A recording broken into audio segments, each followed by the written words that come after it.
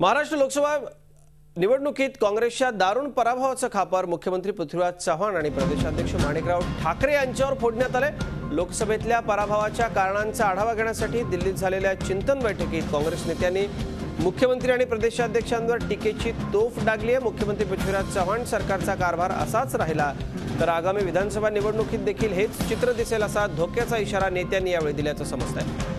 काँग्रेसचे ज्येष्ठ नेते ए के अँटनी यांच्या उपस्थितीत ही चिंतन बैठक पार पडली आहे। महाराष्ट्रातून मुख्यमंत्री पृथ्वीराज चव्हाण, प्रदेशाध्यक्ष माणिकराव ठाकरे, उद्योगमंत्री नारायण राणे, अशोक चव्हाण यांच्यासह काँग्रेसचे राज्यातले प्रमुख नेते बैठकीला उपस्थित होते।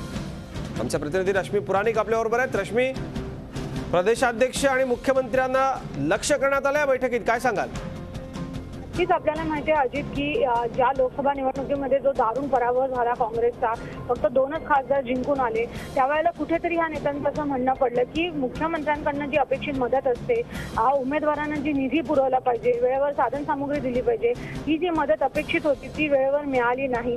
आणि म्हणूनच त्यांचं म्हणणं आहे की ज्या पद्धतीने निर्णय घेण्यात येत आहेत, ज्या पद्धतीने राज्य कारभार देखील चालला आहे, जर ह्या सर्व गोष्टी अशाच होत राहिल्या तर विधानसभा निवडणुकीत देखील वेगळं काही चित्र दिसेल अशी आशा काही व्यक्त त्यांनी केलेली आहे।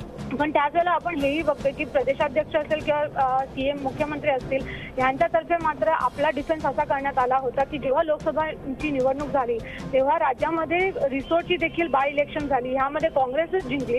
त्यामुळे लोकसभा आणि विधानसभाच्या निवडणुका ह्या वेगळ्या आहेत, त्यांचे मुद्दे वेगळे आहेत। लोकसभेमध्ये एक मोदी लाट होती तर युपीए सरकार विरुद्ध कुठेतरी असंतोष होता, असं असलं तरी विधानसभेचे मुद्दे वेगळे आहेत आणि काँग्रेस भक्कम आहे। त्यामुळे आपण निवडणूक जिंकू असा विश्वास कुठेतरी प्रदेशाध्यक्ष आणि मुख्यमंत्र्यांनी व्यक्त केला।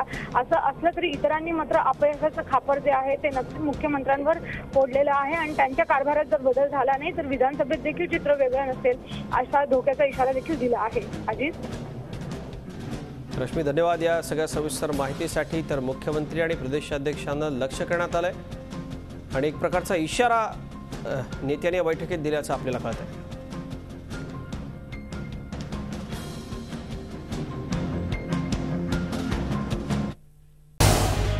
झी 24 तास रहा एक पाऊल पुढे।